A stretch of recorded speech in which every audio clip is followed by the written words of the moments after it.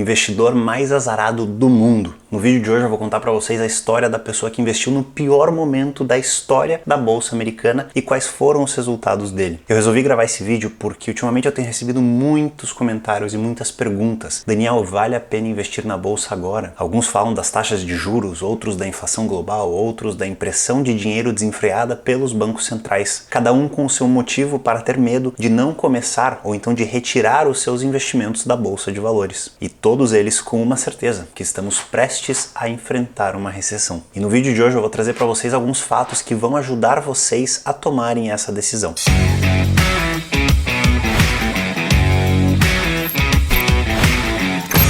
Se você chegou agora aqui no canal, muito prazer, meu nome é Daniel Staff, eu sou especialista em investimentos internacionais e finanças comportamentais e a minha missão aqui é trazer conteúdo de qualidade para que você tenha autonomia com o seu dinheiro e os seus investimentos. E se você está em dúvida sobre se agora é um bom momento ou não de começar a investir ou de continuar investindo, eu tenho certeza que no final desse vídeo você vai ter informações suficientes para tirar a sua própria conclusão. E já faz um tempo que eu estou recebendo essas dúvidas sobre uma próxima recessão, sobre uma possível bolha, e eu gostaria que esse medo tivesse apenas algumas semanas de idade, mas infelizmente esse medo afeta os investidores por diversos anos. E antes de contar para vocês a história do investidor mais azarado do mundo, eu quero trazer para vocês algumas previsões de determinadas pessoas, analistas, pessoas famosas no mercado financeiro sobre as possíveis recessões que a gente enfrentará. E eu queria começar falando sobre um cara que talvez muitos de vocês já conheçam. O nome dele é Michael Burry e ele ficou muito conhecido depois da aposta que ele fez na crise financeira de 2008. Antes da crise, alguns anos antes dela acontecer, ele começou a apostar contra o mercado imobiliário americano. Ele identificou uma bolha naquele mercado e ele começou a fazer grandes apostas para lucrar com a queda daquele mercado. Muitas pessoas chamavam ele de louco, os bancos riam na cara dele. E foi uma história tão interessante, ele ganhou tanto dinheiro com essa aposta que ela virou um livro e depois um filme chamado A Grande Aposta. Inclusive eu recomendo que todos vocês assistam esse filme, ele é sensacional e ele traz vários ensinamentos do mercado financeiro e uma história por trás que realmente vale a pena as horas assistidas. O que não é sensacional é o comportamento de Burry desde então. E esse é um comportamento muito comum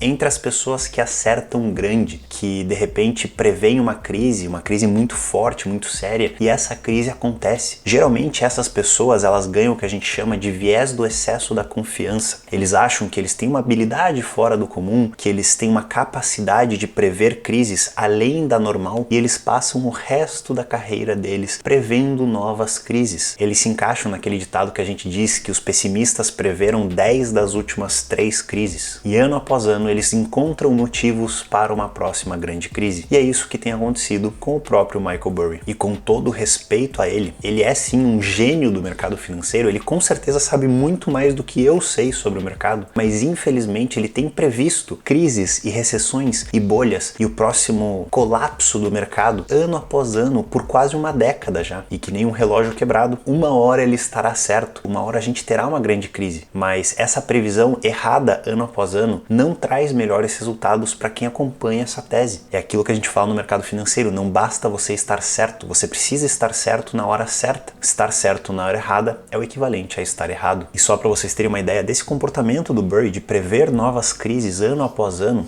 eu trouxe para vocês algumas manchetes de jornais financeiros que traziam essa previsão dele. A primeira delas é uma manchete de 2022, janeiro de 2022, onde Burry e outros especialistas previam uma queda épica do mercado. Em 2019, Michael Burry falava sobre uma próxima grande bolha. Em 2017, ele falava sobre uma queda iminente dos mercados de ações. Em 2016, ele falava sobre um colapso econômico dos Estados Unidos. E em 2015, ele falava que ele estava terrivelmente pessimista com a economia americana. E aí eu te pergunto, o que aconteceu desde então, de 2015 até hoje? Editor, coloca o gráfico da bolsa aqui na tela para vocês enxergarem o quanto a bolsa americana e a economia americana se valorizaram durante esses 7 anos. Lá em 2015, a bolsa estava aproximadamente em 2.000 pontos. E hoje, no dia da gravação desse vídeo, ela se encontra em 4.180 pontos. Uma valorização de quase 110%, ou em retornos anuais, 15,89% de retornos positivos positivos ao meio de tanto caos, de tanto colapso econômico e de tantas bolhas financeiras como Burry defende há tanto tempo. Se uma dessas bolhas que ele defende há mais de 7 anos acontecerem, o mercado precisaria cair muito mais do que 50% para voltar aos níveis de quando ele começou a prever essas bolhas. Isso sem contar os dividendos recebidos que não entram nesse gráfico do S&P 500. Uma outra pessoa que se comportou de uma maneira muito similar à de Burry foi o autor do livro Pai Rico, Pai Pobre, Robert Kiyosaki. O seu livro está, sem dúvida nenhuma, entre os melhores livros já escritos na história sobre organização financeira, sobre finanças pessoais. Eu recomendo a todos vocês que leiam esse livro, porque ele traz ensinamentos valiosíssimos para a vida financeira de todos nós. O que eu não recomendo é que vocês escutem o Robert Kiyosaki falando sobre a próxima crise. Ele, como analista de mercado e futurologista, é um ótimo escritor. Em 2014, Robert Kiyosaki já falava para os investidores se prepararem para o pior nos mercados de investimentos. Em 2016, ele falava que o colapso que ele previu lá em 2002 estava prestes a acontecer, que o mercado iria colapsar naquele ano. Em 2017, ele achava que o mercado estava próximo de uma grande queda. E existem notícias com exatamente a mesma história vinda do Robert Kiyosaki em 2017, 18, 19, 20, e aqui está a última de 2021, onde agora ele prevê a maior queda dos mercados globais da história. E aí a gente se pergunta, por que será que um cara que escreveu um livro tão bom, que ensina as pessoas a investirem para o longo prazo, a cuidarem de suas finanças pessoais, continua ano após ano pregando sobre uma nova crise, sobre um novo colapso, sobre grandes quedas do mercado global de ações? E aí você vai ver, e hoje a empresa dele vende um curso, Fique Rico com a Próxima Queda do Mercado, ou Get Rich with the Next Market Crash. E depois de tantas previsões malucas, uma atrás da outra, de diversos analistas e teoricamente especialistas do mercado financeiro, um site resolveu compilar todas essas previsões. Esse site ele chama A Loucura das Previsões, ou Forecast Follies em inglês, e ele olha a opinião desses analistas que diziam que teríamos uma nova crise desde o ano de 2010. Economistas respeitados, gestores de fundos multibilionários, professores de finanças, escritores de grandes livros, pregando ano após ano que no ano seguinte, ou até mesmo no mês seguinte, teremos uma grande crise global. Vocês podem ver aqui esses especialistas falando em 2010 que o mercado iria cair mais de 20%, em 2011 falando que o mercado voltaria a níveis de 1990, em 2012 falando que o mercado estaria de 40% a 50% mais caro do que deveria estar, em 2013 Peter Schiff falando que a gente teria uma crise que deixaria a crise de 2008 no chinelo, em 2015 o então candidato a presidente dos Estados Unidos, Donald Trump, falando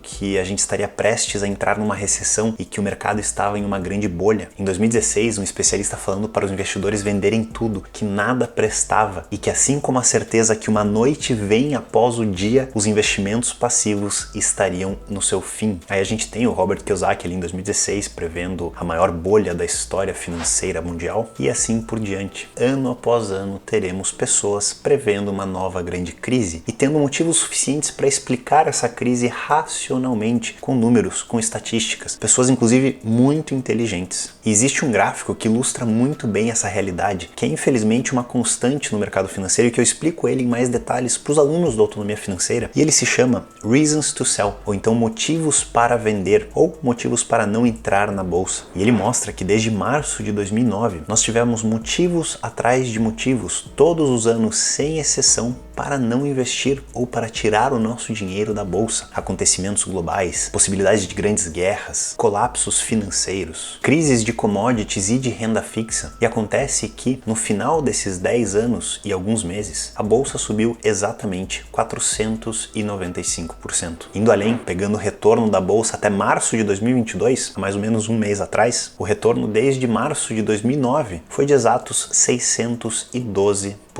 Lembrando que, desde 2019, a gente teve uma crise sanitária global que fechou diversas economias e influencia na nossa vida até hoje. E eu trago para vocês todas essas notícias e essas previsões e esses acontecimentos para mostrar que todos os anos, sem exceção, sempre haverão motivos para você não investir, para você sair da bolsa, para você ter medo de estar em renda variável. E um dos melhores conselhos que eu posso te dar é: ignore grande parte dessas notícias. Se acostume com essa situação de pessoas falando pensando em próximas crises e simplesmente não deu ouvido a elas. E agora, vamos para a história do investidor mais azarado do mundo. E essa história foi contada em um dos melhores livros de investimentos que existe, Stocks for the Long Run, de Jeremy Siegel, ou em português, Investindo em Ações para o Longo Prazo. Siegel menciona logo no primeiro capítulo do livro uma entrevista que foi dada a um jornal da época, lá em 1929, por um grande empresário chamado John Rescoe. Nessa entrevista, Rescoe, que era conhecido além de um grande empresário também como um grande investidor, disse que todos deveriam ser ricos. Inclusive,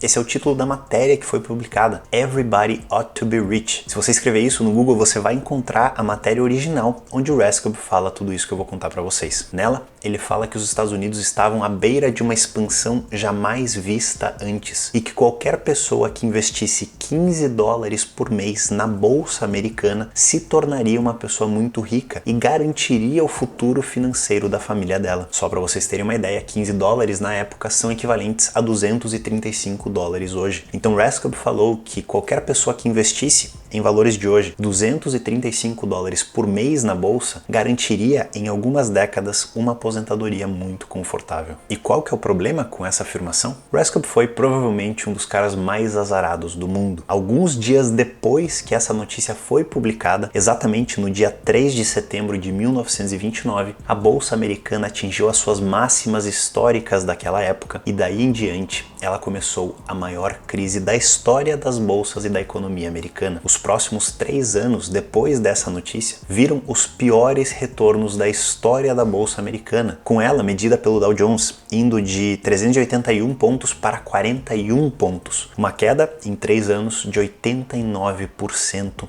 no preço das ações. Só para vocês terem uma ideia, a segunda pior crise da história foi a crise financeira de 2008, onde a bolsa caiu 56%, muito menos do que os 89% lá em 1929. E depois disso, o Rescoe foi ridicularizado. Se fosse nos dias de hoje, ele com certeza seria cancelado por pessoas na internet. Inclusive, um senador de Indiana chegou a processá-lo e querer colocá-lo na cadeia pela irresponsabilidade que ele teve com o dinheiro da população americana. E aí eu te pergunto, estariam essas pessoas corretas? Afinal, ele incentivou os americanos a investirem na bolsa literalmente no pior dia da história, logo antes da maior queda que o mercado americano já viu. E segundo Siegel, não, John Rescoe não deveria ser responsabilizado. Inclusive ele estava correto e Siegel prova isso com números. Se você calcular o valor de uma carteira de alguém que seguiu exatamente o conselho de Rescoe, investiu $15 por mês sem parar durante diversos anos, após apenas 4 anos, lembrando que os 3 primeiros anos foram a pior crise do mercado americano, logo depois de 4 anos, essa pessoa que seguiu os conselhos de Rescoe teria mais dinheiro do que aquela pessoa que deixou seu dinheiro em Treasury Bills, que seria o equivalente ao Tesouro Direto brasileiro, o investimento mais conservador da época. Depois de 20 anos, em 1949, quem seguiu exatamente a estratégia de Rescoe,